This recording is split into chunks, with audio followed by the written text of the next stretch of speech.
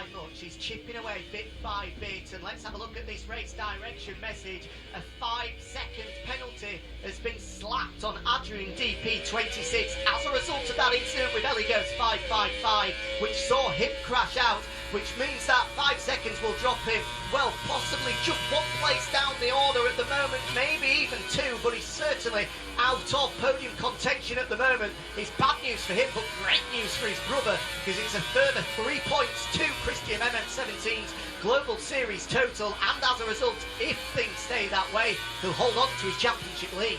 Yeah, it's all about now how much Adrian DP26 can stay focused with that sort of thing. You can't let it get to him too much, despite that sort of penalty. Can really play on your mind in these sorts of races. You just got to put it behind you, crack on. Do a little bit of a Valentino Rossi back at Phillip Island back in the day. Well, he's not got long to pull in that sort of performance. Meanwhile, back at the front, and it's edging ever closer to about half a second. He's not making massive inroads, is Trastevere, but bit by bit he is just closing in on Andrew ZH at the front of this race. But as we've said, time is running out. There's just over 2.5 laps remaining now at Sepang. It's race number 3 of the Global Series, and it looks like it's going to go right down to the wire. Oh, Trastevere is closing up on him, but he's going to lose a lot of drive out that corner onto this back straight now, having sacrificed that with a much tighter line. Interesting as Andrew ZH, although these bikes are equal in performance, there's no real differential. He's riding it just like a real Ducati. Yeah, trying to take that wider line there through the penultimate corner, and once again at the final corner as well, to get as much power and punch down the start-finish straight and the back straight as he can. And he's doing that pretty well at the moment, because Trastevere just isn't able to close in. With only 2 laps remaining now, he's certainly not close enough to put a move in on the Italian riding the Ducati ahead of him. No, he's absolutely not. It seems as though those first couple of sectors he's managed to make some inroads on him, but that final one really gets him. Andrew ZH has got that final corner. Well, those tight corners, firing it out to the straight, down to a T. Well, it's all about these penultimate laps then. Just a bit of a pirouette then, looking around into this onboard view. Look at that helmet design though. He's certainly baring his teeth in this race, showing what he can do. I'm not been practicing that line at all, have a Jack? He's certainly on it, is Andrew ZH. Despite Trastevere, again, chipping away lap by lap. Unfortunately, well, for his sake, not for Andrew ZH's sake, he just can't get close to him. 18 years of age, as we've already said, the youngest man in the field, but this is such maturity, such experience from him, just to keep hitting his markers, keeping his rhythm, keeping his consistency, and so far, so good for the man aboard the Ducati.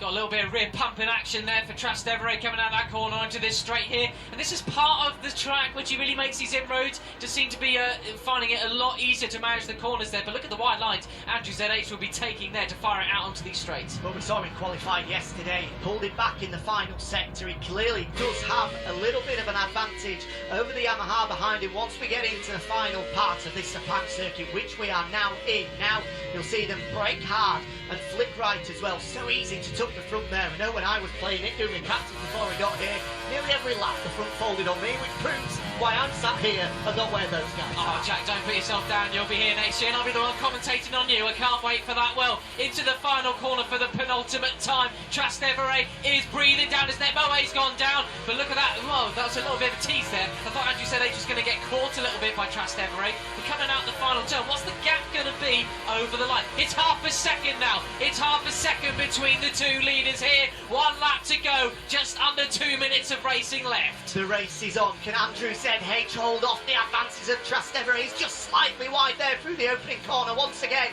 and possibly again he misses the apex on the inside, allowing Trastevere just to edge ever closer. He's certainly not close enough for a move into turn 3 here, despite trying his absolute best, the 2-time world champion. Unfortunately, he just can't get close to the Ducati. This is really becoming a question of tyre wear there. He just looks as though he's making inroads on him, but that Ducati just fires so well out the corners. Whatever line choice Andrew ZH is taking, is doing it rather well, but is it chewing up that rear Michelin? It certainly looks like it is. Tyre wear for the first time in MotoGP eSport, playing a huge part this year. Tyre wear is on, which means that these guys will be coming under a little bit of trouble now on the 8th and final lap, as you can see them both taking the perfect line there. We've only got half a lap remaining for these guys to settle race 3 of the Global Series. Will we see Andrew ZH pick up victory number 2, or will Trastevere be back on top in 2019?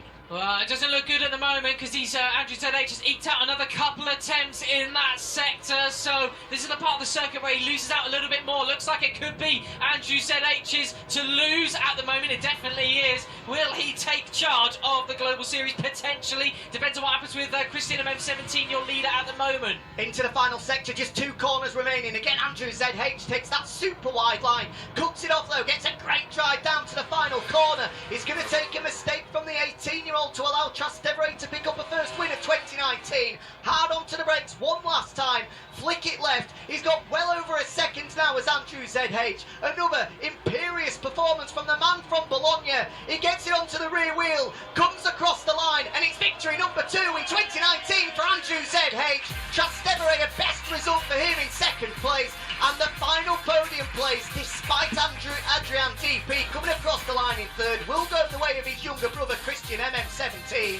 And Trastevere, you'd have thought, might have been slightly disappointed by that one, but a fist pump shows that it's the best result of the year, and it also proves that he's back in the title hunt. Yeah, exactly, Jack. The most important thing is that this is a global series now. There are 6 races that we have. That was race number 3. So podiums at this sort of stage are more important necessarily than wins. It's all closing up at the top now. Christian MM17 started that race 12 points better off. It's now just 3. That man right there, Andrew ZH, can smell a championship lead heading into the final round at Valencia.